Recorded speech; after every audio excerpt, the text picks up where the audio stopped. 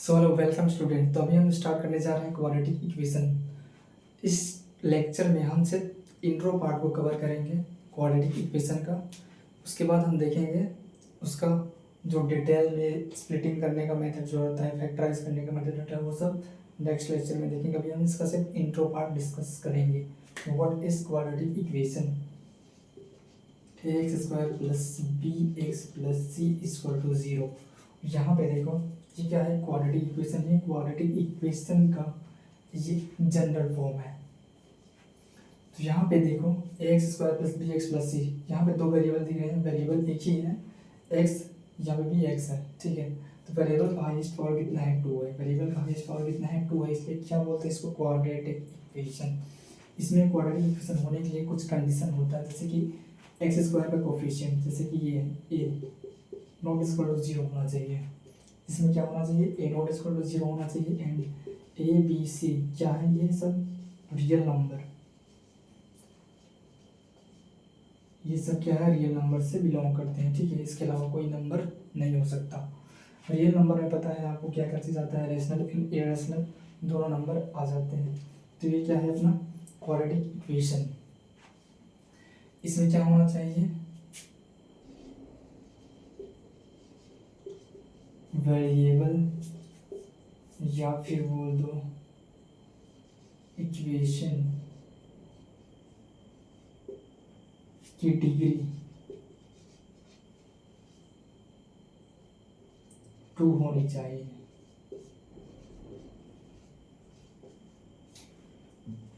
इसमें वेरिएबल की जो हाईएस्ट पावर है वो कितना होना चाहिए, 2 होना चाहिए, तभी हम इसको क्या बोलेंगे, क्वाड्रेटिक इक्वेशन। तो बताओ इसमें से ये है क्या क्वाड्रेटिक इक्वेशन, या फिर इसको मैं बोल सकता हूँ x square by 2 quadratic equation, या फिर ये इसको बोल सकता हूँ x square minus 3x plus 4 equal to 0, या फिर इसको बोल सकता हूँ एक्स स्क्वायर बाई 2 माइनस 5/3, या फिर इसको बोल सकता हूँ root 5x square minus 5x plus 10 equal to 0। तो यहाँ से देख के बताओ इसमें से कौन सा क्वाड्रेटिक इक्वेशन है, कौन सा नहीं है। तो हम देख रहे हैं क्वाड्रेटिक इक्वेशन होने के लिए क्या ज़रूरी है, ए नॉट इक्वल टू 0 होना चाहिए, मतलब एक्स स्क्वायर का कोफिशिएंट जो है वो 0 नहीं होना चाहिए, ठीक है। और ये सब रियल नंबर से बिलोंग करते हैं, सही बात है। क्वाड्रेटिक इक्वेशन होने के लिए अपने को कितने टर्म चाहिए, 1 2 3, गलत। ये भी 0 हो सकता है, क्या ये वाला टर्म 0 हो सकता है, ये वाला टर्म 0 हो सकता है, लेकिन ये वाला टर्म 0 नहीं होगा, ठीक है। ये दोनों 0 हो गया तो चलेगा, लेकिन ये 0 नहीं होना चाहिए। इसका मतलब सिर्फ एक टर्म रहेगा तो भी हम उसको क्वाड्रेटिक बोल सकते हैं, मतलब कि ये क्वाड्रेटिक इक्वेशन है, क्योंकि इसका वेरिएबल मतलब इसका पावर कितना है, 2 है, और ये क्या है, क्वाड्रेटिक है। यहाँ पे देखो माइनस एक्स स्क्वायर बाई 2, तो इसका भी मैक्सिमम पावर कितना है, 2 है, तो ये भी एक क्वाड्रेटिक है। और यहाँ पे देखो इसका डिग्री कितना है, इसका भी डिग्री 2 है, तो ये भी क्वाड्रेटिक हो गया। इसका भी डिग्री 2 है, तो ये भी एक क्वाड्रेटिक हो गया, ठीक है। और यहाँ पे देखो root 5x square minus 5x plus 10 equal to 0, यहाँ पे भी डिग्री इसका 2 आ गया, मतलब ये भी क्या है, क्वाड्रेटिक इक्वेशन है। रूट 5 देख के डरना नहीं है, रूट 5 भी क्या है, इरेशनल नंबर है, लेकिन रियल नंबर में दोनों चीज़ आते हैं, रेशनल एंड इरेशनल नंबर। तो ये भी अपना क्वाड्रेटिक इक्वेशन है। तो आपको आइडेंटिफाई करने आना चाहिए कौन सा क्वाड्रेटिक इक्वेशन है, कौन सा क्वाड्रेटिक इक्वेशन नहीं है। इसमें सिंपल से क्वेश्चन बन सकते हैं, ठीक है। एक आप और देख लो, x minus 2 and x minus 5, क्या ये क्वाड्रेटिक इक्वेशन है? तो इसके लिए इसको सॉल्व करना पड़ेगा, तो मल्टीप्लाई कर दो, x इंटू एक्स हो जाएगा x square minus x into 5 हो जाएगा minus 5x, minus 2 into x हो जाएगा माइनस 2x, माइनस माइनस हो जाएगा प्लस, 5 2 जाए 10। अब यहाँ से देखो क्वाड्रेटिक बन गया, क्वाड्रेटिक बन गया ना, डिग्री 2 आ गया, मतलब ये भी क्वाड्रेटिक इक्वेशन है। ये हो जाएगा x square minus 7x plus 10। तो इस टाइप से भी आ सकता है, इस टाइप से भी आ सकता है, x बाई 2 माइनस 1/x। क्या ये क्वाड्रेटिक इक्वेशन है? देखने से तो नहीं लग रहा है, क्योंकि इसमें भी पावर 1 है, इसमें भी पावर 1 है। लेकिन अगर इसको सॉल्व करें, इसका एलसीएम लें, तो क्रॉस मल्टीप्लाई करेंगे, x इंटू एक्स हो जाएगा, -2 into 1 divide by 2 into x. तो यहाँ से x इंटू एक्स हो जाएगा क्या, एक्स स्क्वायर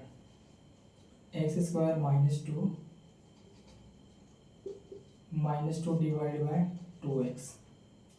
तो ये भी एक क्वाड्रेटिक इक्वेशन है, इसको टू जीरो करो, ठीक है, क्योंकि इसके वेरिएबल में हाईएस्ट पावर कितना है, 2 आ गया, मतलब ये भी क्वाड्रेटिक इक्वेशन है।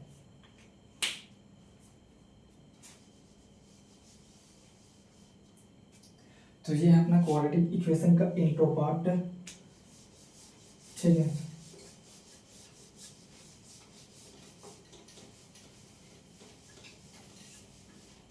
हम इसको जीरोस को भी देख सकते हैं, मतलब समझ सकते हैं, जैसे कि यहाँ पे क्या था अपना ax² plus bx plus c equal to 0।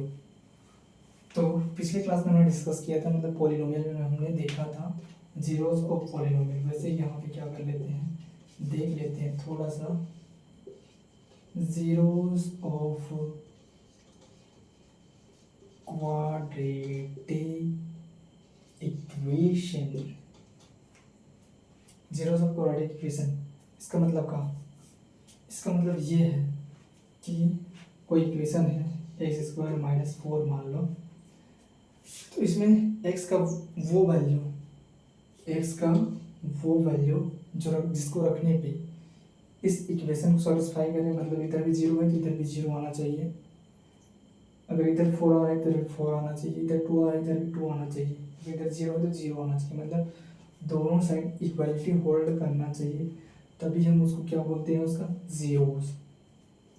और यहाँ पे देखें तो x का वैल्यू डालना पड़ेगा, x का वैल्यू डालेंगे तो ये दोनों साइड बराबर आना चाहिए। जैसे कि यहाँ पे देखने से पता चल रहा है, यहाँ पे 2 डालेंगे तो 2 का स्क्वायर -4, तो यहाँ से हो जाएगा 4 - 4 इक्वल टू 0, मतलब 0 इक्वल टू 0, मतलब ये सेटिस्फाई कर रहा है, तो ये क्या हो जाएगा, इसका एक जीरोस हो जाएगा।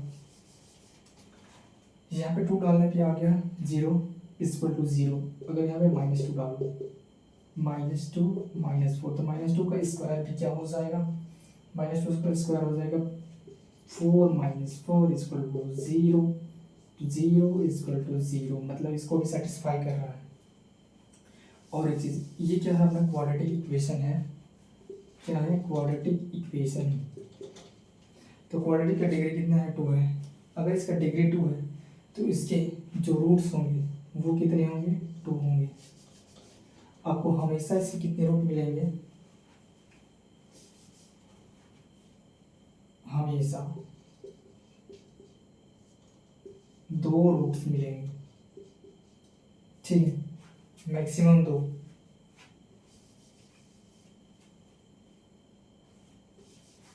क्वाड्रेटिक इक्वेशन का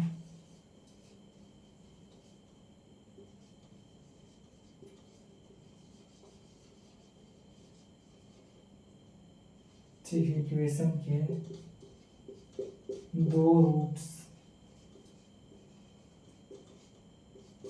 मिलते हैं, इस चीज़ को नोट करके लिख लेना, ऑलवेज, हमेशा 2 रूट ही आपको देखने को मिलेंगे, इससे ज़्यादा आपको कहीं नहीं मिलेगा। क्यूबिक में मिल जाएगा लेकिन इसमें नहीं मिलेगा, इसलिए इसका नाम भी है क्वाड्रेटिक। एक और देख लें, x² - 5x + 6 इक्वल टू 0।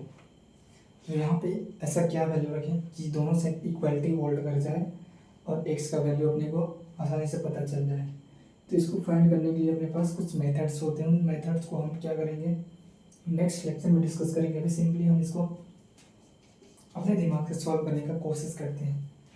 तो मैं इसको लिख सकता हूँ 2x एंड 3x, दोनों को मर्ज करने पे 5x आता है, तो -2x - 3x में लिख लिया, +6 इक्वल टू 0, यहाँ पे बैठा हुआ है x², ठीक है।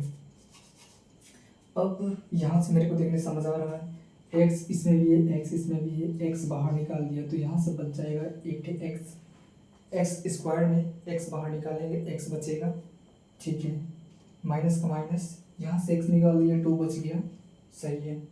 यहाँ पे क्या कर रहा हूँ, -3 बाहर निकाल रहा हूँ, -3 बाहर निकाल रहा हूँ, तो माइनस को बाहर निकाल दूंगा तो प्लस वाला क्या हो जाएगा, माइनस हो जाएगा। यहाँ पे बचेगा एक्स एंड प्लस में से मैंने क्या किया, माइनस बाहर निकाल दिया, माइनस बाहर निकाला तो प्लस क्या हो जाएगा, माइनस, और यहाँ से 3 बाहर निकाला तो 6 में बच जाएगा 2 = 0। अब यहाँ पे देखो x - 2 कॉमन आ गया, तो x - 2 को क्या तो बाहर, अंदर क्या बचेगा, x एंड -3, x एंड -3 बच गया = 0। यहाँ से मिल गया अपने को वैल्यू, x - 2 = 0 एंड x - 3 = 0। यहाँ से क्या निकल गया, x = 2, x = 3, ठीक है। तो इसके दो वैल्यू अपने को मिल गए। इसमें 2 रखने पे भी क्या आ जाएगा, 0 आ जाएगा, एंड 3 रखने पे भी क्या करेगा, 0 आ जाएगा, इक्वालिटी होल्ड करेगा। तो ये क्या है, 2 एंड 3 इसके जीरोस हैं। इसको फाइंड करने के लिए अपने पास 2 मेथड होता है, एक फैक्टराइजेशन का और एक स्प्लिटिंग, मिडिल टर्म स्प्लिटिंग का। तो दोनों मेथड्स को हम नेक्स्ट लेक्चर में एक एक करके अच्छे से पढ़ेंगे, उसको स्टडी करेंगे एंड डिस्कस करेंगे। तो फिलहाल अभी के लिए इतना ही।